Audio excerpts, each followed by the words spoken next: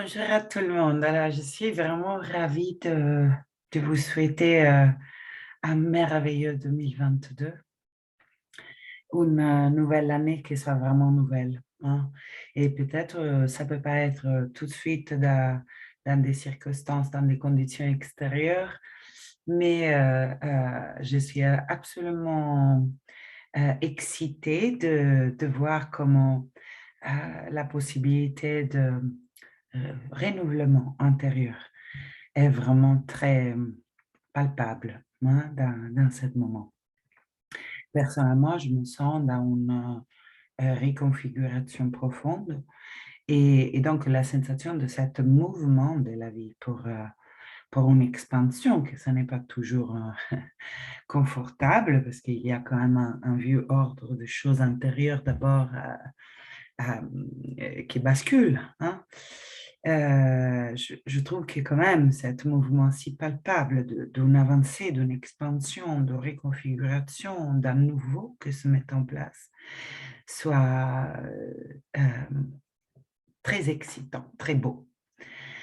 Pour, euh, pour cette 2022, donc, je nous souhaite qu'il soit une reconfiguration en accord avec les valeurs profondes que chaque cœur spécifiquement est appelé à nourrir.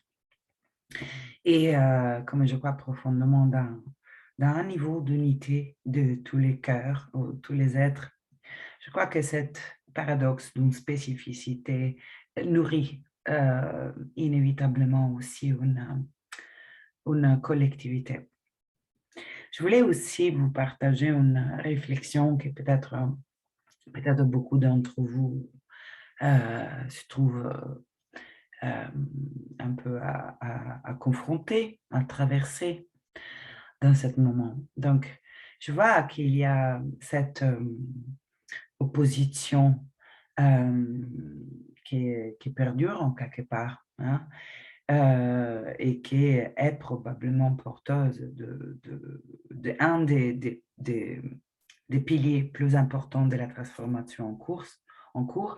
Et c'est cette opposition, effectivement, entre une tendance à nier la réalité objective, concrète, factuelle de la situation qu'on vit à niveau planétaire et une tendance de l'autre côté à être trop collé à cette factuelle et donc à perdre en quelque part une perspective différente. Et alors, ce que je sentais est cette invitation de la vie à pouvoir allier en nous, en quelque part, la dimension du serpent et ses enseignements de la tradition Kéros. Le serpent, il porte vraiment l'adhérence au factuel. Cet archétype qui existe, hein, qui est à un niveau de notre être, nous invite à ne pas se décoller du réel factuel, donc que ça devient dans le concret nier par exemple la réalité de la présence d'un virus qui se diffuse assez vite et de façon assez visible. Et au même temps, ne pas rester que dans la perspective de ça. Donc, deux niveaux. Le premier, peut-être, pas simplement passivement, on va dire, adhérer à un factuel qui nous est communiqué par les autorités, donc pas le recevoir en tant que vérité gravée sur pierre. Je trouve que c'est utile quand même de maintenir une zone de questionnement, de doute, si on veut, ou, vu de l'autre côté, d'ouverture à des autres perspectives possibles. Voilà, ce qui est fort insécurisant parce que ça veut dire qu'on ne peut pas s'appuyer solidement sur aucune, à la fois, source d'information, autorité informante, hein, extérieure, ou bien sous aucune on ne peut pas déléguer complètement quelque part, hein. La connaissance de la vérité, le juste à agir en fonction. J'ai la sensation que cette délégation totale, un peu infantile si on veut, n'est pas plus trop possible. En même temps, l'extrême opposé est le rejet de l'adolescent en nous, du rebelle en nous, qui remettent tout en question, c'est-à-dire qui nie quoi que soit de présence de vérité dans à la fois soit les informations que nous ont offertes, soit donc la guidance par rapport à des règles, des mesures de sécurité à adopter.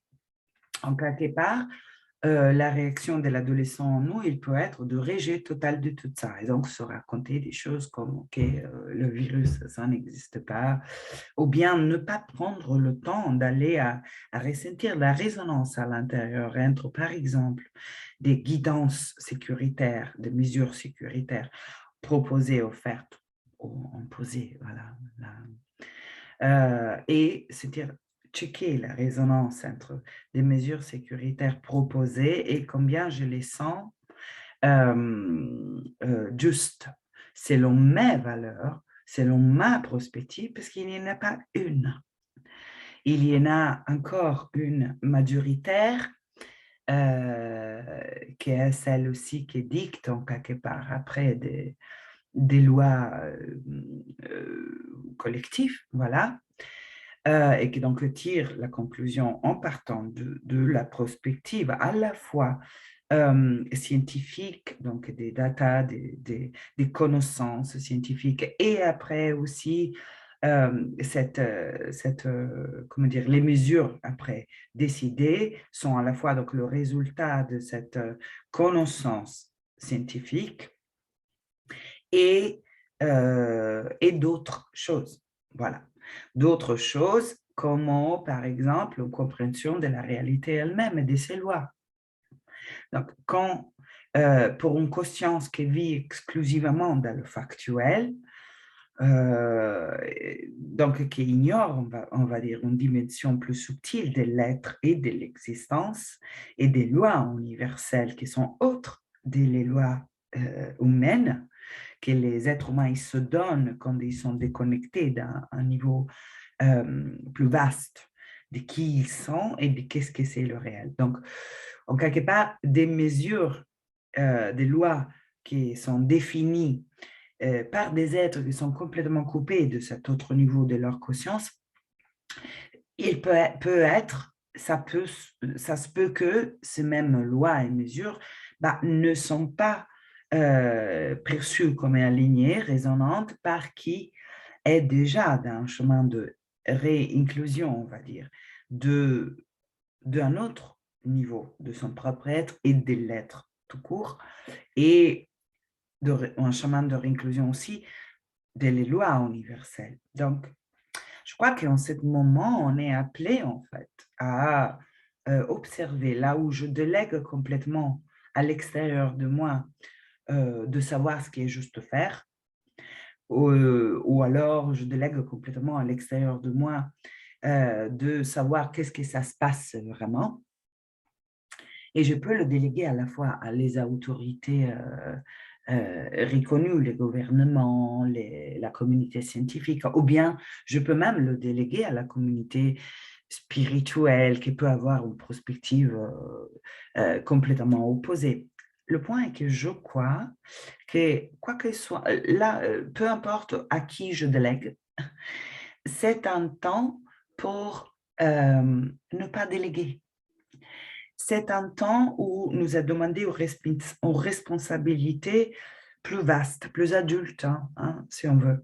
C'est-à-dire une responsabilité qui concerne la récolte, comment on peut, de plusieurs sources d'informations, donc, ce qui nourrit, ce qui implique un niveau conceptuel d'analyse et de connaissance factuelle de la situation telle qu'elle est, et comme il y a quand même plusieurs sources d'informations entre celles, comment dire, institutionnelle et gouvernementale, si on veut, et celle plus plus cachées, parallèles des voilà, certains positionnements spirituels jusqu'à le complétisme.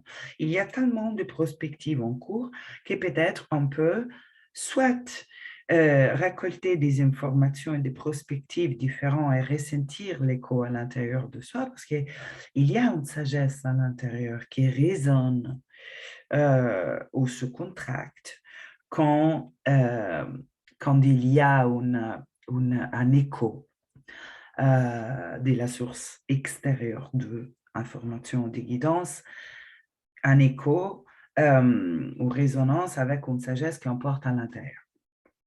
Donc, une possibilité est de s'ouvrir à l'écoute de plusieurs perspectives et en quelque part après prendre la responsabilité de cette silence qu'on crée à l'intérieur pour écouter aux résonances. C'est une possibilité. L'autre possibilité, que quelqu'un chemine, c'est de se couper complètement de toutes sortes d'informations différentes, parce qu'il paraît que le monde, ils disent tout est son contraire, et rester juste en écoute de cette guidance intérieure. Moi, je suis toujours un peu pour la voie du milieu, ce qui veut dire que se couper complètement des stimuli extérieurs.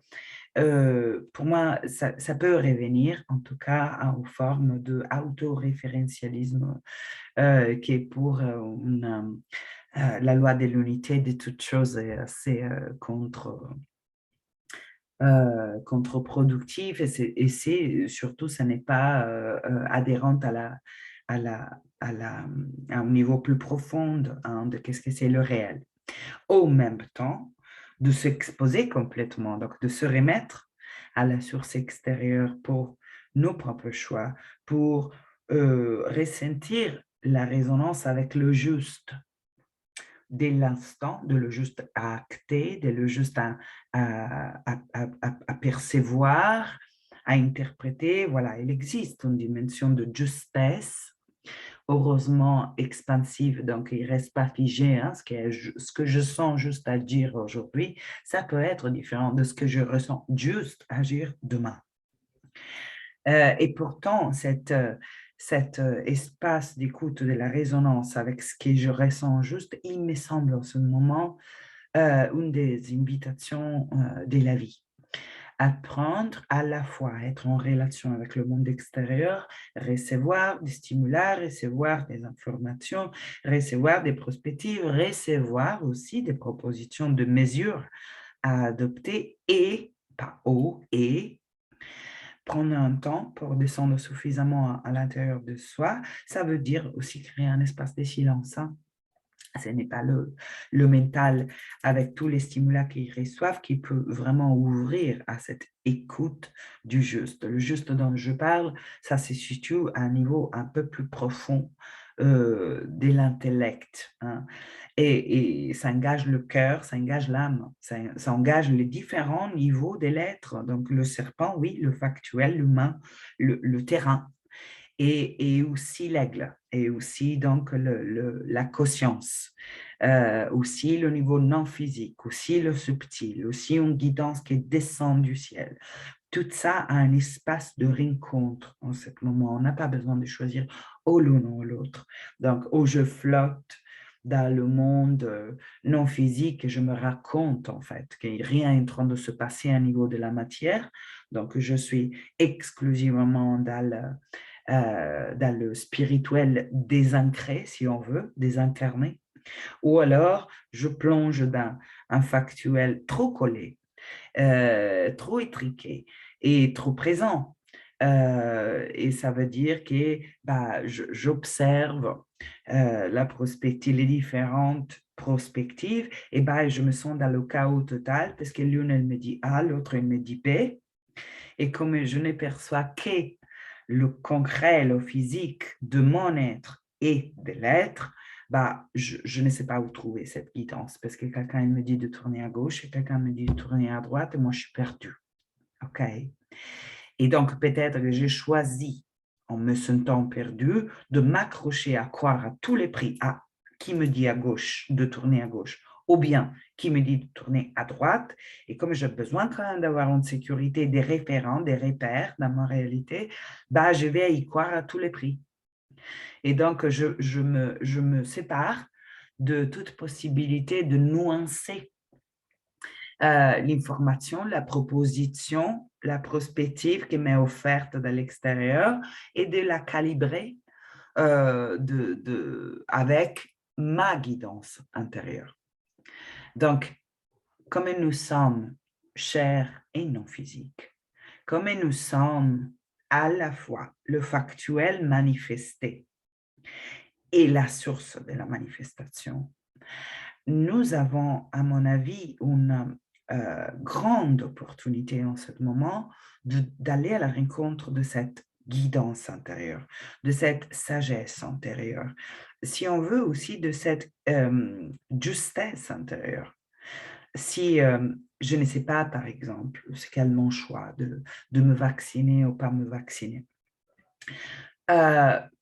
je peux entendre les informations de la communauté scientifique et après, je peux entendre les informations, les prospectives de la communauté spirituelle, disons, anti-vaccin.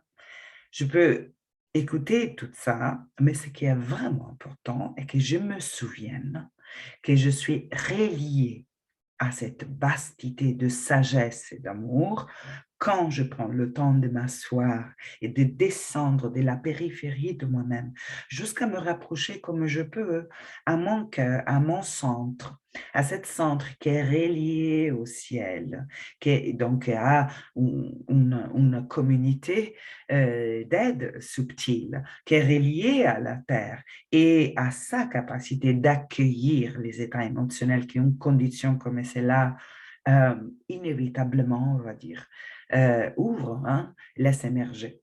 Si je ressens cette reliance, cette verticalité plus vaste, et à partir de là, je demande, ou bien j'affirme, que la clarté multidimensionnelle, on va dire, qui puisse inclure ma multidimensionnalité, puisse s'éclairer à l'intérieur de moi. Je peux prier si on veut, voilà, ça peut être une prière, quelqu'un d'autre les appelle des affirmations parce que ce n'est pas un demander, mais un déclarer, voilà, un souhait, un choix, en étant conscient de notre multidimensionnalité et donc aussi de notre pouvoir créateur. Nous n'avons pas le pouvoir d'effacer le virus d'aujourd'hui ou demain, ça c'est de la rêverie, de la pensée magique, ce n'est pas utile, c'est généralement qu'il applique ainsi celui-là qui flotte au-delà du factuel, pas ancré et qui rejette en réalité l'état des choses tel qu'elle est. Donc, entre la rêverie et de me dire que le virus n'existe pas, à le trop de concret et de factuel et qui m'amène donc tellement collé à la peur, tellement collé à une sensation d'être impuissante face à mon besoin quand même d'avoir une guidance, de savoir comment procéder dans tout ça. Entre ces deux extrêmes, il existe le soi, la connexion de notre petit soi avec la vastité du soi. Et là, toute la guidance dont on a besoin pour acter le juste prochain pas est disponible. C'est notre responsabilité dans ce moment d'aller chercher cette justesse qui est à la fois individuelle, c'est-à-dire mon choix de réponse à l'état actuel des choses pourrait être différent de celui d'une autre personne. Et le mien, ce n'est pas forcément plus juste ou moins juste que l'autre, ne l'est pas.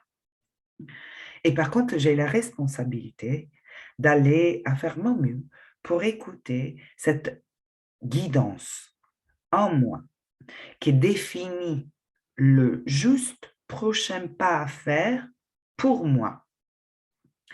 Et si je prends cette responsabilité, si j'assume que ça, c'est de ma responsabilité et que donc, c'est de ma responsabilité de prendre un temps de silence et de cautionner reliance avec la sagesse disponible à chaque être.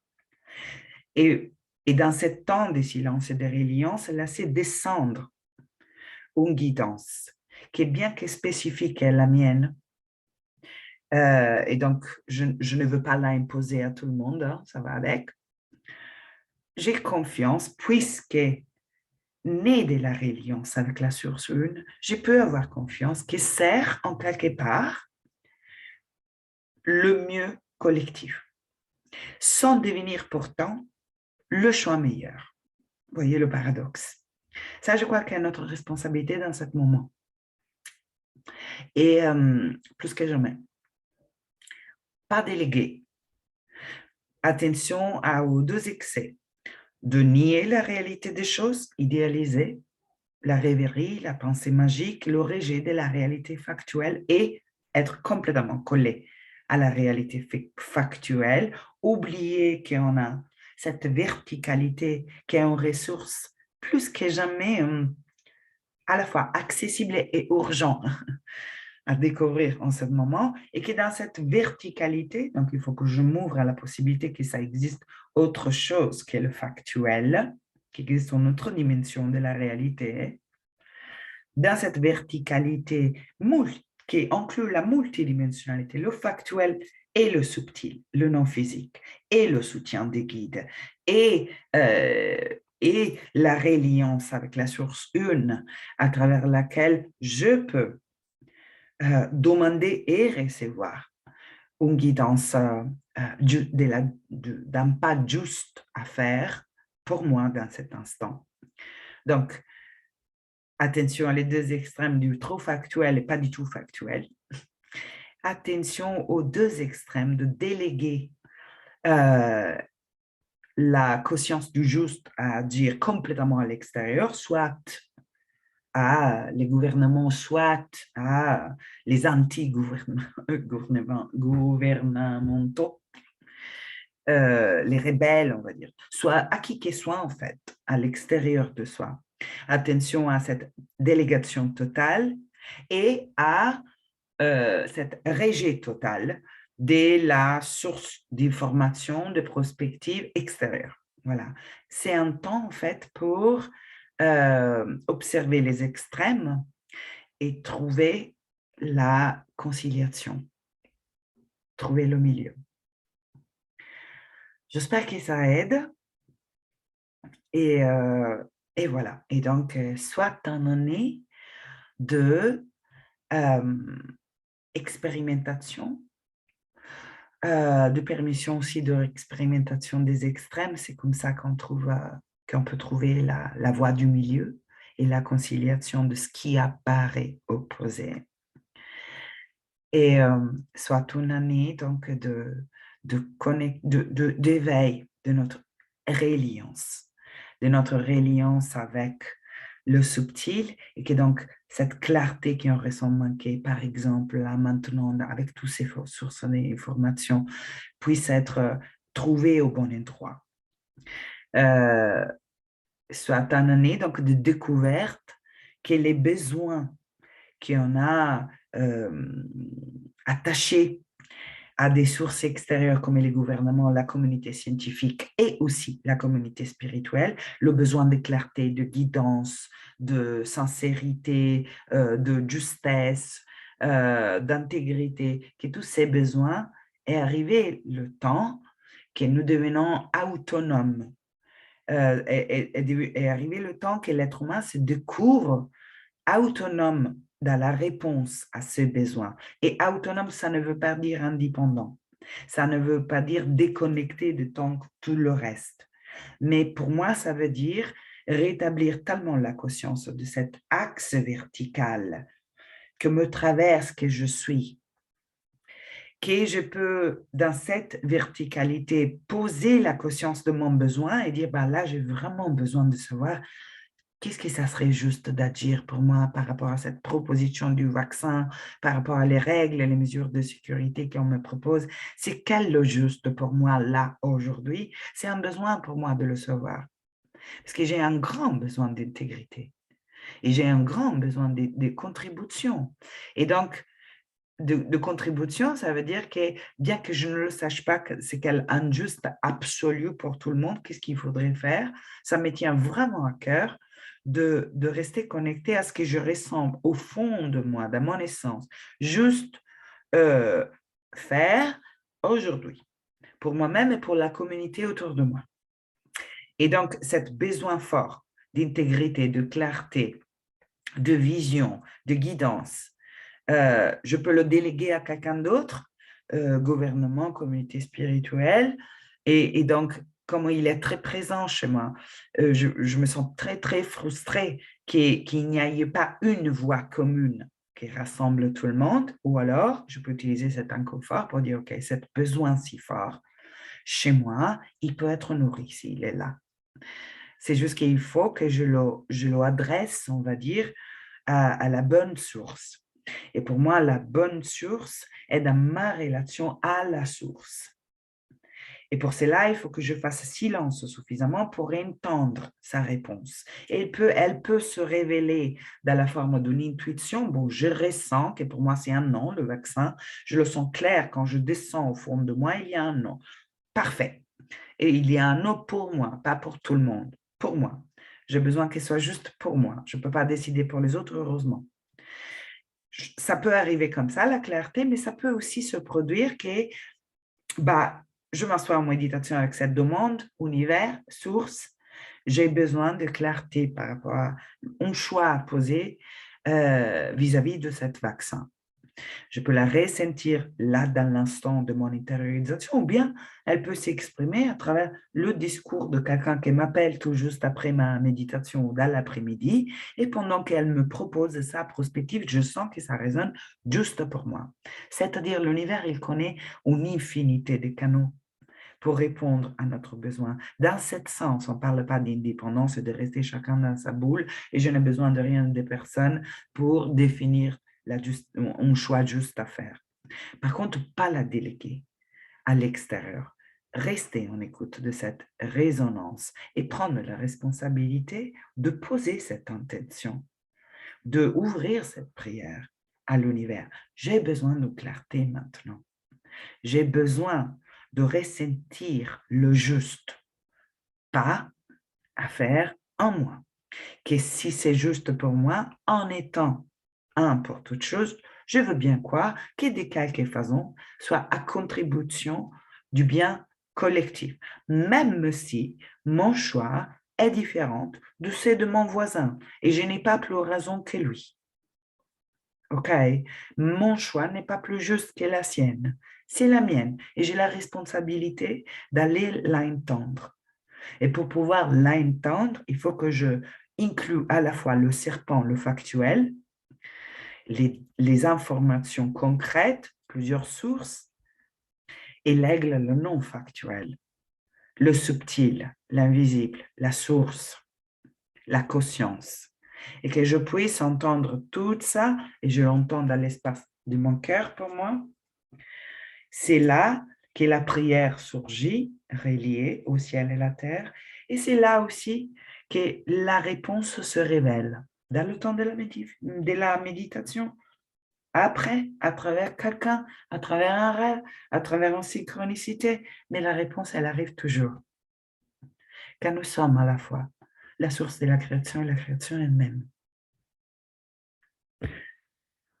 Ma longue vidéo, c'était un sujet qui me tenait très à cœur. C'est sûrement juste une des multiples dimensions que le 2022 nous invite à traverser. Je ne sais pas si je ferai des autres vidéos sur des autres, peut-être, peut-être, mais aujourd'hui, ça, c'était le juste que je sentais de partager. Et donc, merci infiniment pour votre attention. Merci d'être là.